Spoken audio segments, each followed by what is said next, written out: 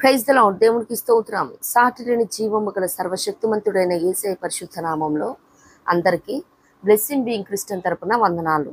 మరి మన meditations on the క్రాస్లో భాగంగా ఈరోజు బంధకాలు, మరి దీనికి కీవర్డ్స్గా మత్తయి సువార్త 27వ అధ్యాయము 2వ వచనం. ఆయనను బంధించి తీసుకుని పోయి అధిపతి అయిన పొంతి పిలాతునకు అప్పగించిరి. ఇక్కడ సందర్భం తెలుసు కదా. మరి యేసయ్య అన్యాయపు తీర్పు నుండి బంధించబడి అధిపతుల యొద్దకు తీసుకువెళ్ళటం మనం చూస్తూ ఉన్నాము. మరి యేసయ్యని ఎవరు బంధించటానికి లేదు, కానీ లేఖనాలు నెరవేర్చబడులాగున ఆయన అన్యాయపు తీర్పు నొందాలి, బంధించబడాలి, హింసించబడాలి.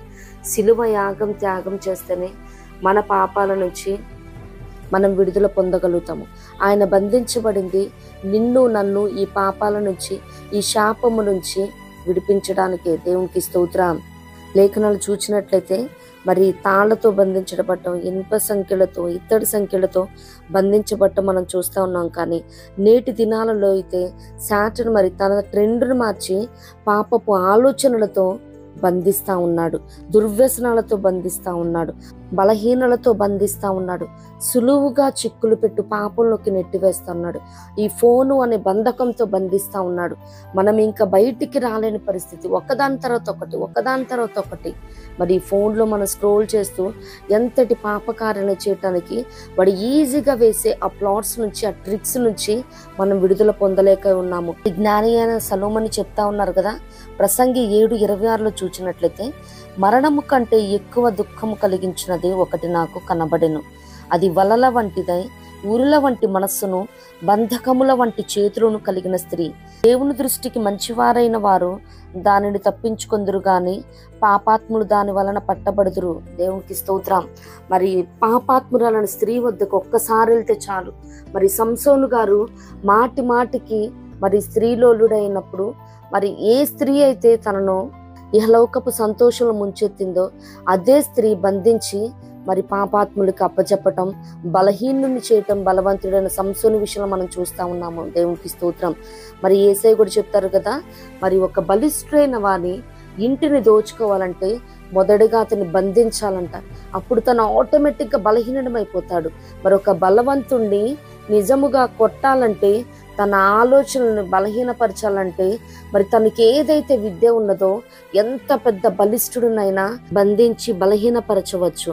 మరి బంధించినప్పుడు తను ఎంత పెద్ద వారియర్ అయినప్పటికీ, ఎంత పెద్ద యుద్ధశీలి అయినప్పటికీ, మరి బంధించబడినప్పుడు తను ఏమీ చేయలేని పరిస్థితి. సంసోను గారి విషయంలో అదే జరిగింది. జ్ఞాని అయిన సొలొమోను గారు చెప్పినట్టు మరి తను కూడా స్త్రీలోలుడై ఆ బంధకాలను రుచి చూచినాడు. కాబట్టి మరి ప్రసంగి గ్రంథంలో మనం చూస్తూ ఉన్నాము. చాలా పెద్ద స్టేట్మెంట్. దేవుని యందు భయభక్తులు కలిగిన వారి ఆ బంధకాల నుంచి విడుదల పొందుకుంటారంట. దేవునికి స్తోత్రం. మరి ఇప్పుడు నీవు నేను ఎట్టి బంధకాలతో ఉన్నాము. బంధకం అంటే ఏదో వచ్చి డైరెక్ట్గా కాళ్ళు చేతులు కట్టేయటం కాదు, కానీ వాడు పాపపు ఆలోచనలతో బంధిస్తాడు, ఈ ఫోన్ అనే ట్రాప్తో బంధిస్తాడు. మరి ఇంకా ఏవేవో, మరి చిన్న బిడ్డల ద్వారా కూడా మరి ప్రార్థనకి వెళ్ళనీయకుండా బంధకం అడ్డవేయచ్చు అనమాట. పిల్లల్ని చూసుకునే వాళ్ళు ఎవరు లేరు, ఉండిపోవాలని అదొక బంధకం. కమ్యూనిటీ నుంచి, సహవాసం నుంచి మొట్టమొదటిగా వాడు బంధించే ముందు దూరపరుస్తాడు. మరి సహవాసం కలిగి ఉన్నప్పుడు కొందరు సమాజంగా కూడుట మానుకొనిచ్చినట్టు మానకాని లేఖనాలు సెలవిస్తూ ఉన్నాయి. మరి ఆ సహవాసం నుంచి బయటకు వచ్చినప్పుడు, ఒంటరిగా ఉన్నప్పుడు నిత్యముగా ఈజీగా అటాక్ చేస్తాడు అనమాట దుష్టుడు. సో ఎవ్వరం కూడా కానీ స్పిరిచువల్గా కానీ ఒంటరిగా ఉండటానికి ఇష్టపడొద్దు. ఎందుకంటే సేయింగ్ ఉంది కదా, united we stand, divided we fall. అంత మాత్రమే కాదు, కానీ దుష్టుడు అనేకమైన బంధకాలు ఇవ్వచ్చు, కానీ యేసయ్య మనల్ని తన స్నేహ బంధంతో బంధించే దేవుడు. అంత మాత్రమే కాదు, జకర్యా గ్రంథంలో చెప్తున్నాడు కదా, బంధకాలలో పడి ఉండి నిరీక్షణ గల వారలారా మరలా మీ కోటను ప్రవేశించుడి, 2 పాళ్ళుగా మీకు మేలు చేసేదని వాగ్దానం చేస్తా ఉన్నాడు.